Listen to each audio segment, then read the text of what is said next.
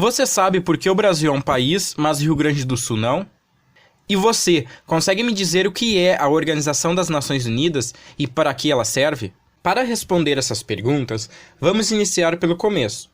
De acordo com a Convenção de Montevidéu, de 1933, são necessários 4 elementos para formar um Estado. Esse com E maiúsculo mesmo.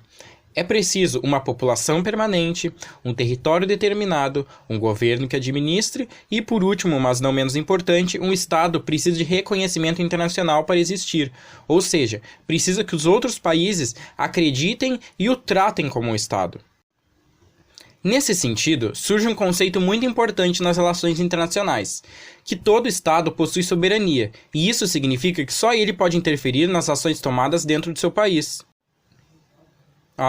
Mas então deixa eu ver se eu entendi. Então um país não pode se intrometer na política interna do outro, mesmo que seus governos discordem em quase tudo? Exatamente. Da mesma forma que um Estado quer ter sua soberania respeitada, o ideal é que ele respeite a dos outros. Então, como todos os países são soberanos, não existe nenhuma espécie de governo internacional. A ONU, por exemplo, é uma organização internacional formada por estados, mas ela não atua como governo mundial. E já que não há uma entidade superior que controle as ações dos países, é possível que interesses diferentes levem a algum tipo de conflito. Assim, as relações entre esses estados soberanos que possuem seus próprios interesses configuram o chamado sistema internacional. Para entender um pouco melhor como esse sistema vem se comportando, vamos olhar para a história mundial mais recente, em especial para o século passado, que foi o palco das grandes guerras. Esses assuntos costumam cair muito em vestibulares e no Enem, então se você está tentando ingressar na universidade, preste atenção aqui. A Primeira Guerra Mundial ocorreu entre 1914 e 1918. E foi um conflito entre a Tríplice Aliança, formada por Alemanha, Império Austro-Húngaro e Itália, que acabou mudando de lado antes do rolê todo acabar, e a Tríplice Entente, formada por Inglaterra, Rússia, França e, em 1917, com os Estados Unidos da América também. Essa guerra teve como causas, por exemplo, o imperialismo e a disputa europeia por colônias na África e na Ásia, e a corrida armamentícia também. Uma das fases do conflito foi marcada pelo uso das trincheiras, que é uma tática de guerra que consiste em posicionar as tropas em valas extensas e bem localizadas, protegidas com arame farpado. Milhões de mortes depois, a guerra teve fim e a Tríplice Entente saiu como vitoriosa. O mais famoso Tratado de Paz ao fim da Primeira Guerra foi o Tratado de Versalhes, que apontava a Alemanha como a única causadora do conflito, além de impor uma série de penalidades aos perdedores.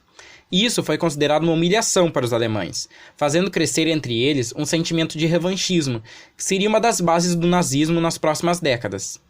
Ainda, com o fim da Primeira Guerra, foi criada a Liga das Nações, uma instituição que tinha como objetivo servir de espaço para mediação de conflitos entre os estados e promover a paz mundial.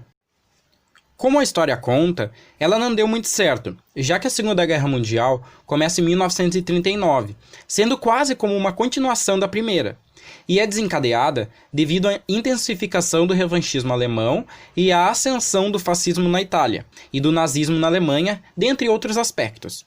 O conflito se deu entre as potências do eixo, Alemanha, Itália e Japão, e o bloco dos aliados, Inglaterra, União Soviética e Estados Unidos da América e França, que inclusive foi ocupado em parte pelos alemães, e foi iniciado quando a Alemanha invadiu a Polônia, atacando a soberania polonesa.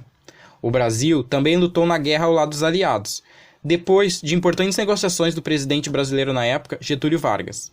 A Segunda Guerra ficou marcada pela enorme quantidade de mortes, pela perseguição nazista a minorias, por gerar uma onda migratória de grande escala para fora da Europa e pelo desenvolvimento das bombas atômicas, que foram lançadas sobre Hiroshima e Nagasaki em 1945 pelos Estados Unidos. Esses bombardeios, inclusive, costumam ser lembrados como o fechamento da guerra, que se encerra com a vitória dos aliados. Com o fim da Segunda Guerra, foi criada a Organização das Nações Unidas, a ONU. Sediada hoje em Nova York, é uma instituição internacional formada por 193 países que tem como objetivo manter a paz e a segurança internacional. Um dos princípios da ONU é tentar resolver conflitos entre os estados de uma forma pacífica através do diálogo e da cooperação. Com o passar do tempo, a ONU foi se expandindo e passou a tratar de outros assuntos, além da segurança internacional. Você sabe como a ONU funciona? A Assembleia Geral é composta por todos os 193 membros da ONU, ou seja, representantes de todos os países estão presentes nas reuniões. Esses encontros tratam de diversos assuntos, mas as suas resoluções são de caráter recomendatório.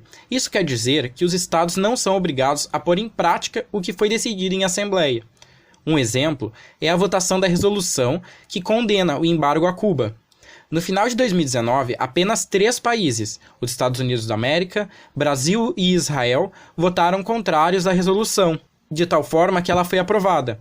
Como as resoluções da Assembleia Geral são recomendatórias, esse documento condena e sugere o fim das restrições comerciais que os Estados Unidos impõem a Cuba, mas não impede que elas sigam ocorrendo. Já o Conselho de Segurança é um órgão que, como o próprio nome já diz, trata sobre questões de segurança, como conflitos, armas e etc. E suas decisões são de caráter obrigatório, fazendo com que as resoluções sejam cumpridas independentemente da vontade dos Estados.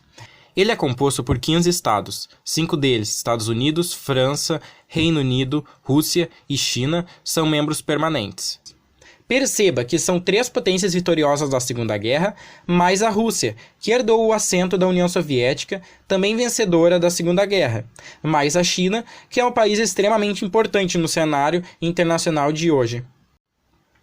Os outros 10 membros são não permanentes, e essas vagas são distribuídas regionalmente.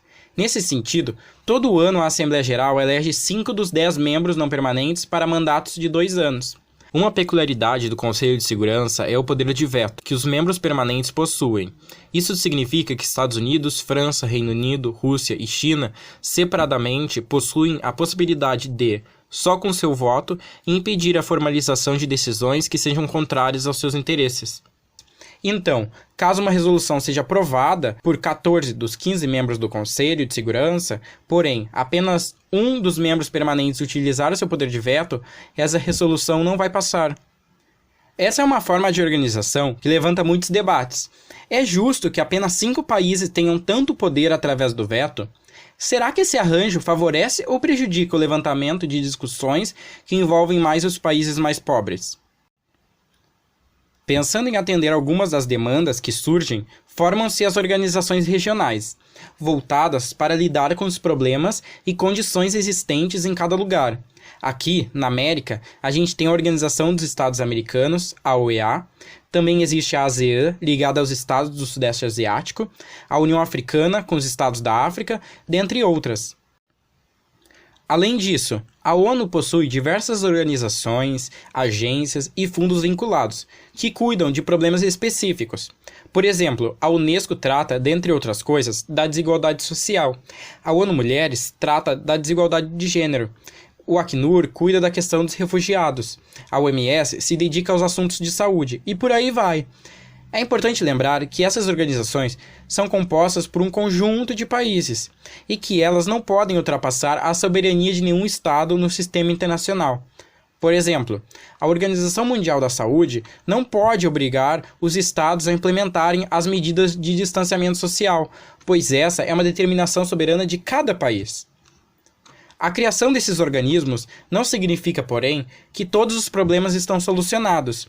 Assim, nossos próximos vídeos vão servir para que a gente possa refletir um pouco melhor sobre alguns temas importantes no cenário internacional. Então, até mais!